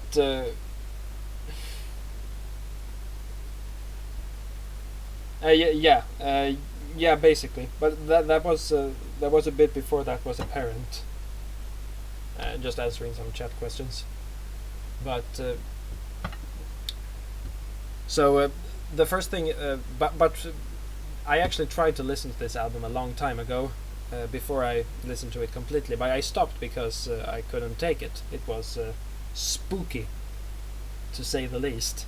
But then more recently, after having gotten more into like industrial and sound collage overall, I tried to listen to it again, and this time I thought it was a masterpiece. Especially the Schmerz, which is like this 24-minute long piece made by it has like a marching band in the beginning, but it's damn cool. Nurse with Wound himself, Stephen Stapleton that is, has said that this was his first proper album after Nurse with Wound himself started as a solo project, because before that it was a krautrock band or a free jazz band, but then the other members left and only Stephen Stapleton was left, and this is the first proper release as Nurse with Wound, to quote him. I still have a lot to listen to by Nurse with Wound, but because I like this album so much, I'm really looking forward to it. So now we have Koenji Hyakei, Dorim Vishka. This is one of the albums in the Joule genre that I really enjoy. I had listened to Koenji Hyakei a lot before hearing this album, and when it got out I obviously got excited. What I didn't expect was that it would almost immediately end up as one of my favorite albums of that year, and one of my favorite albums of all time. Because Koenji Hyakei is a very weird and interesting group, because it's like a combination of really brutal prog. Imagine like progressive rock, but every element is like pushed to its absolute limit. And imagine that, but then you and then you have like singing opera vocals and some really virtuistic playing from every single musician. I would describe this as like, it sounds like cafe music from hell, basically. If you were in like hell and went to a cafe to listen to music, you would hear this, because it has like the piano ground, which is like what I associate with the cafe music. Some piano chords like it's like bum bum bum bum bum. But everything above that is just so strange. But that's exactly what I like about it. It has so many amazing rhythms. The language is completely made up, which I think is extremely pretentious, and I don't like it at all. But I don't really care about lyrics when I factor in my enjoyment of an album. unless they like unless they are like personal to me or something. But usually I don't factor in lyrics when I talk about my enjoyment of an album. So great album, worth checking out. It's on Bandcamp and everything. Okay, I know after that you're gonna love this one, because this is a really good album. Basically my introduction to hip hop as a genre, and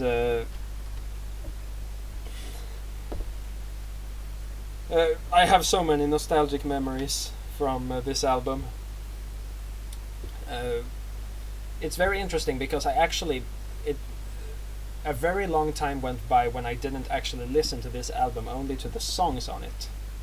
I started by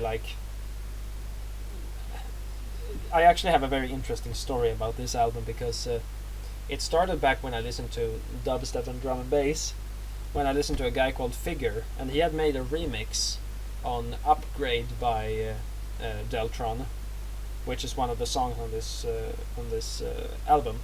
I liked that. I liked the vocals on that remix. So I decided to check out the original. I checked it out, didn't like it at all, and went back to my usual stuff. However, on a later point when I started to actually get into hip hop,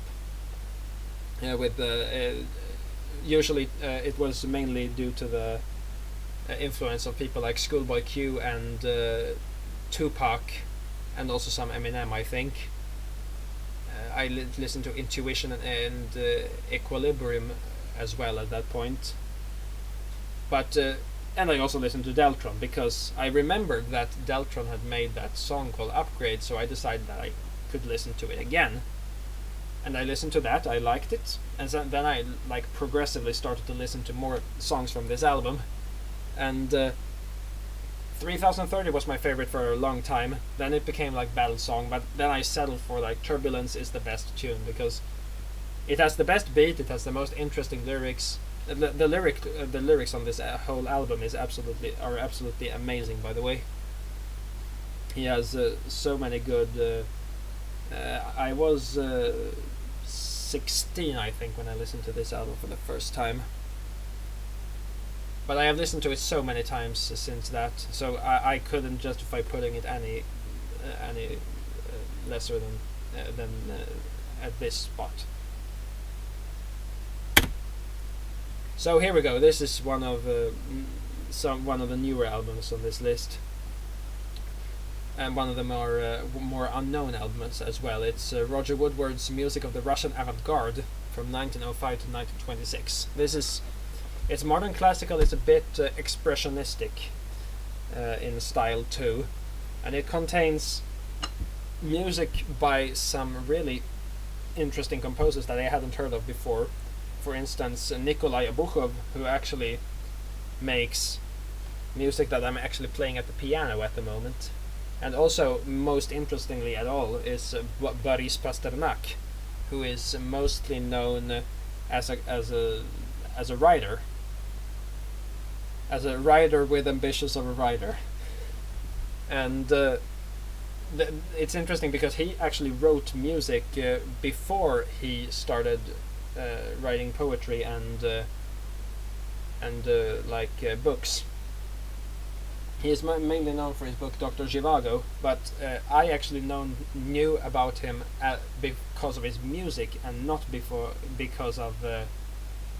I also like the album art a lot, and not because of his poetry or his books. I listened to this album. I don't know how I actually got hold of this album. I think it was because I had decided to listen to more Alexander Scriabin at some point. So I just added this album, and I'm very glad I did. Most of the tunes here are really amazing. Pasternak's two preludes are as great as you would think they are, even though I prefer his sonata, which I have listened to at the recently. Révélation by Abukhov is definitely my favorite on this album. I'm learning it on the piano right now. It's hard as nails because because he had such huge fingers that or had such a huge hand span that he could reach extremely long with his hand, and I can't, so I have to arpeggiate every single chord that he has chosen. And it's really modern for 1915, that is, and I would really recommend it if you're interested in modern classical. The works by Mosolov are also really good, and the works by Stanchinsky and Roslovets. So moving on, we have Square Pusher, Feed Me Weird Things. This is a damn good album. Also one of the albums that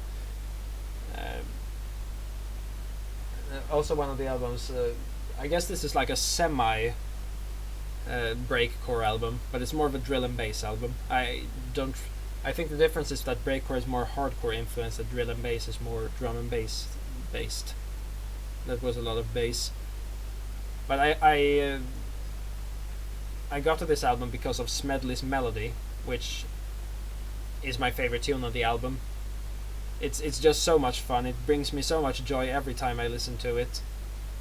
But every tune of this album is amazing. Not only Smedley's Melody, Square Pusher theme, Tundra the Swifty, Good Night theme from Earthborn 9, UFOs over Leostone, Kodak, and Windscale 2, obviously. North Circular has a really cool like distorted drum rhythm, which is, it's not even based on drums. It's based on like the sound that is generated when you play something extremely fast, where it becomes like a solid note. It's like an entire rhythm based on that, where it goes like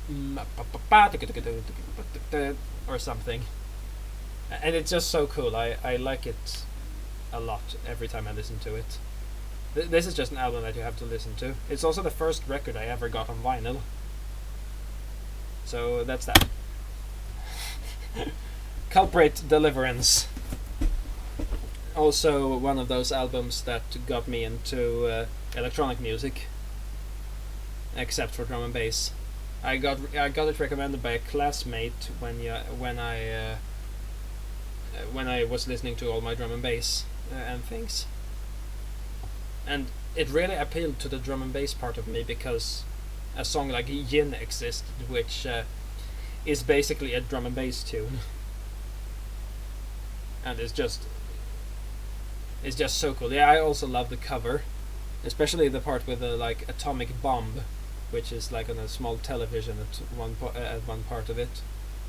So one thing that definitely, this album is frustrating to me as a producer, because it's such a high level of production. There is such a high level of production on this entire album, and I couldn't really replicate that if I tried, and that frustrates me, because most of these things, it's unbelievable how much effort went into it. For instance, a tune like In the End has so many small details and so many small ways that it changes every single time it loops. It's not like a usual drum and bass song is like, it has the same drum beat for an entire beat, and then maybe a variation at the end or something. But in this one, every single measure has a variation on it, and that's just too cool for me. I absolutely love it when it is like that.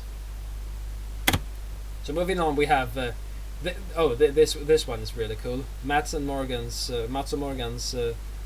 35th anniversary collection. This is Avant Prog, and the first experience I had with this album was listening to it. I was expecting it to be some really boring 2 hour and 30 minutes like Swedish quote unquote jazz album that I had to listen through or something. So I said like, okay, fuck it, I'll just listen to it, and I don't think it's gonna be good, but from the first second I was mesmerized. It was so good. Every single tune was amazing. It was incredibly consistent for a 2 hour long album, especially in I can't even those 3 tunes that I mentioned as my favorite tunes here, they could have been replaced by any other 3 tunes, because this album is just so consistent. There are so few tunes that I dislike on this album. It's insane. I also like the humor on this album a lot. There was like a tune that was called Innan det blir, which was like just a short 15-second thing of them saying that they were going to play another tune before it becomes like and electronic beats started playing. It was just like a short humor section, and it worked so well as a transition point in the album. It's almost like, it almost felt to me like a Mad Lib hip hop album in some cases, because the interludes were so strange, but they fit into the album so well. Anyways, highlights on the album were definitely, like I said, they can be replaced with other things, but Här kommer Bod, Sinus, and The Return of Advokaten are really good things, especially The Return of Advokaten, which is actually the only live track on this album. And there you can actually hear how good Mats and Morgan are at playing their instruments in real life. They are definitely some of the most talented musicians in the branch. So I had a lot to say about that album, but let's move on to the next. So, Pink Floyd's Wish You Were Here. Also a really nostalgic album for me. I used to be an enormous Pink Floyd fan when I was small, and I still to some degree am so today. And this is definitely one of my favorites from them, especially Shine On You Crazy Diamond Part 2. Most people prefer Part 1 because it has like that iconic part, but I prefer Part 2 because for the first of all, it has the best guitar solo in any Pink Floyd song I've ever heard. It's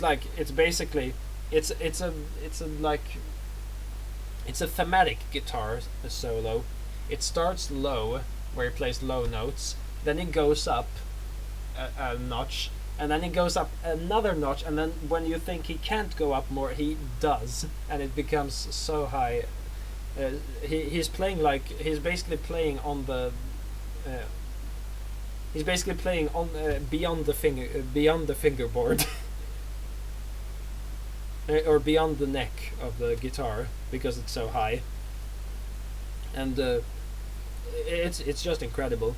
One thing I don't understand though is why people think "Wish You Were Here" is the best tune on the album, because I really don't. I'm not really for "Wish You Were Here." I think it's a cool tune, but I think it's a bit overrated. I prefer Have a Cigar and Welcome to the Machine, which are the other 2 tunes on the album. I will not deny how amazing Shine On You Crazy Diamond Part 1 is though, even though I like Shine On You Crazy Diamond Part 2 more.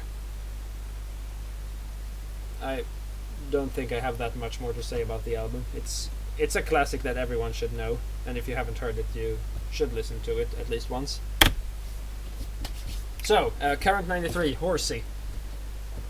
This fucking album, holy shit. This is a damn good album. One of my... The interesting thing about this is that I was listening through Current 93's discography when I first listened to this album, and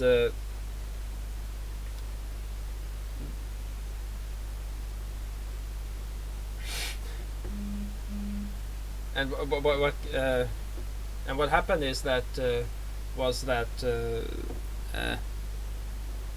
I listened to the Current 93 split with Sol Invictus and Nurse with Wound, which it actually contained most of the songs that were on this album as well, like Horsey, although it was called Horse on that album, and Diana. Diana, interestingly enough, is a cover of a song from another album that I mentioned earlier, Comus's First Utterance. But it's covered in an almost equally insane way by Current 93. They basically repeat the violin, the famous violin part from Diana by Comus, and just play that throughout the entire piece with David Tibet becoming increasingly angry in the background, shouting Diana, and in the end he like screams. But the best tune on this album, and which I would argue is one of the best tunes by Current 93 period, is Horsey, because Horsey is like, it's a straight out rock tune. It just it has, but it is 14 minutes long, and it contains like this mood that just builds and builds and builds throughout the entire tune, and in the end it just speeds up like a horse, and it becomes so incredible.